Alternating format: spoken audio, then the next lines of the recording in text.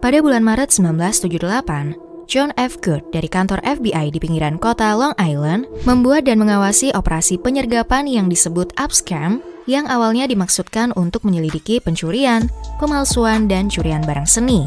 FBI mempekerjakan Melvin Weinberg, seorang terpidana penipuan dan informan internasional, dan pacarnya, Evelyn Knight, untuk membantu merencanakan dan melakukan operasi.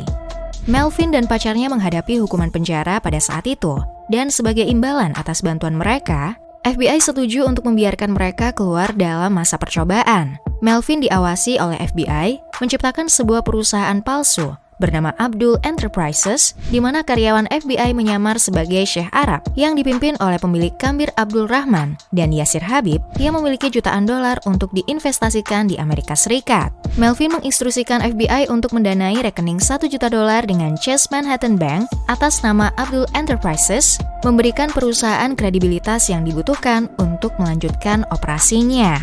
Dalam beberapa bulan, Abscam menjadi operasi FBI yang sukses besar. Agen FBI Lebanon mengambil bagian dan mengembalikan karya seni yang dicuri senilai $1 juta.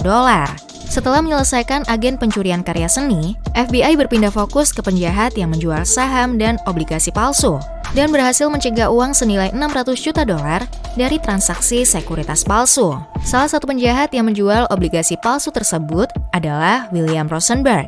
William menawarkan bisnis baru dengan Melvin, yaitu membuka kasino di kota Atlantik. Menurut William, wali kota Camden Angelo Arricchetti memiliki skandal kasus suap dan korupsi. Ia memiliki pengaruh yang kuat terhadap bisnis kasino di Atlantik dan New Jersey. Posisi strategis Arricchetti sebagai wali kota menjadikannya target besar bagi FBI. Melvin dan FBI segera mengumpulkan bukti dengan cara menyamar. Mereka mengadakan pertemuan di kantor Abdul dan merekam seluruh perbincangan selama pertemuan.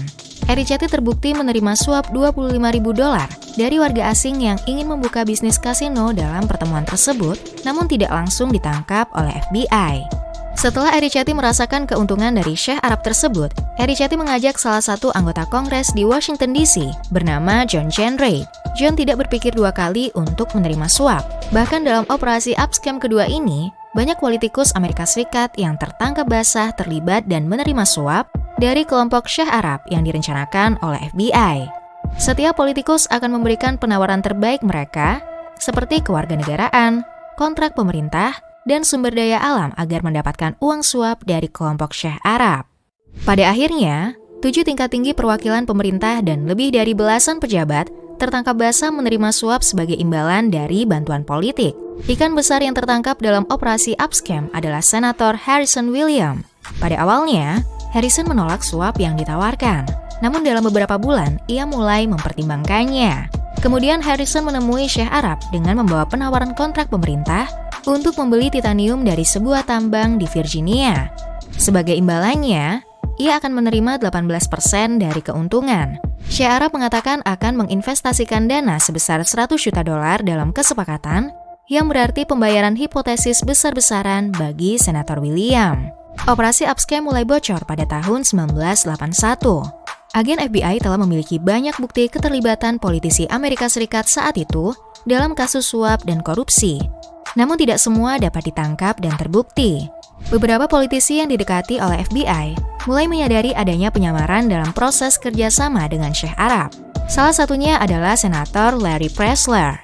Ketika Larry bertemu dengan Syekh Arab, alih-alih menerima suapnya, ia menyampaikan bahwa yang dilakukan oleh Syekh Arab tersebut adalah tindakan ilegal.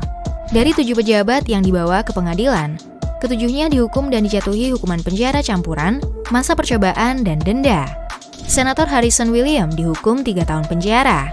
Perwakilan Amerika Serikat Frank Thompson dan John Jenrette dihukum 2 tahun penjara. Perwakilan Amerika Serikat Raymond Lederer, Michael O.Z. Myers, dan John M. Murphy dihukum 3 tahun penjara. Perwakilan Amerika Serikat Richard Kelly dihukum 18 bulan penjara. Pengacara terdakwa menuduh FBI menjebak dan sengaja menciptakan kejahatan untuk menangkap politisi. Hakim tetap menolak klaim pengacara tersebut dan setiap politisi dihukum. Setelah bekerja dengan FBI melalui operasi Abscam, Melvin menerima hampir $150.000 dari FBI. Melvin mengatakan bahwa motifnya untuk bergabung dengan operasi FBI adalah untuk mendapatkan uang. Setelah kasusnya sendiri selesai dan mendapatkan hukuman, Melvin memutuskan untuk pensiun. Ia meninggal pada tahun 2018. Dan agen John Good pensiun dari FBI pada tahun 1986. John Good membuka firma investigasi pribadi di New York dan ia meninggal pada tahun 2016. Semua terdakwa dan yang terlibat dalam operasi Abscam sebagian telah meninggal dunia. Namun operasi Abscam adalah salah satu investigasi kontroversial dan yang paling sukses dari FBI.